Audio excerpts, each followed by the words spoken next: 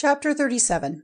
Now Jacob was living in the land where his father had made a place for himself, in the land of Canaan. These are the generations of Jacob. Joseph, a boy 17 years old, was looking after the flock together with his brothers, the sons of Bilhah and Zilpah, his father's wives, and Joseph gave their father a bad account of them. Now the love which Israel had for Joseph was greater than his love for all his other children, because he got him when he was an old man, and he had a long coat made for him. And because his brothers saw that Joseph was dearer to his father than all the others, they were full of hate for him, and would not say a kind word to him. Now Joseph had a dream, and he gave his brothers an account of it, which made their hate greater than ever. And he said to them, "Let me give you the story of my dream. We were in the field getting the grain stems together, and my grain kept upright, and yours came round and went down on the earth before mine." And his brothers said to him, "Are you to be our king? Will you have authority over us?" And because of his dreams and his words, their hate for him became greater than ever. Then he had another dream and gave his brothers an account of it, saying, "I have had another dream. The sun and the moon and 11 stars gave honor to me." And he gave word of it to his father and his brothers.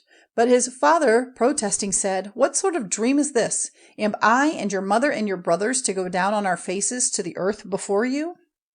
And his brothers were full of envy, but his father kept his words in mind. Now his brothers went to keep watch over their father's flock in Shechem. And Israel said to Joseph, "Are not your brothers with the flock in Shechem? Come, I will send you to them." And he said to him, "Here am I." And he said to him, "Go now and see if your brothers are well and how the flock is, then come back and give me word." So he sent him out of the valley of Hebron, and he came to Shechem. And a man saw him wandering in the country, and said to him, "What are you looking for?" And he said, "I am looking for my brothers. Please give me word of where they are keeping their flock." And the man said, "They have gone away from here, for they said in my hearing, 'Let us go to Dothan.'" So Joseph went after them, and came up with them at Dothan. But they saw him when he was a long way off, and before he came near them they made a secret design against him to put him to death, saying to one another, "See, here comes this dreamer. Let us now put him to death, and put his body into one of those holes, and we will say, 'An evil beast has put him to death.' Then we will see what becomes of his dreams." But Reuben, hearing these words, got him out of their hands, saying, "Let us not take his life. Do not put him to a violent death, but let him be placed in one of the holes." This he said to keep him safe from their hands, with the purpose of taking him back to his father again. So when Joseph came to his brothers, they took off his long coat which he had on, and they took him and put him in the hole. Now the hole had no water in it.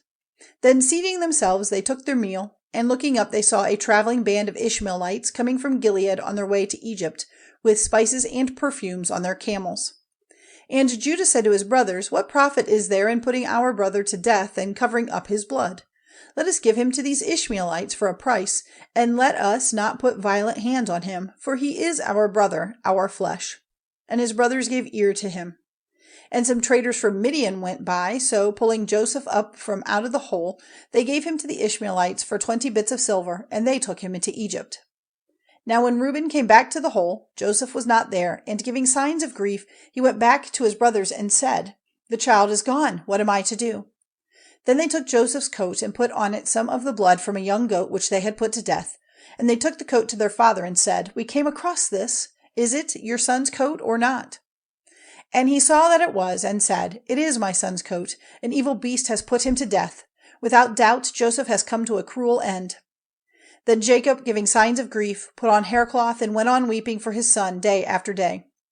And all his sons and all his daughters came to give him comfort, but he would not be comforted, saying with weeping, "I will go down to the underworld to my son." So great was his father's sorrow for him. And in Egypt the men of Midian gave him for a price to Potiphar, a captain of high position in Pharaoh's house.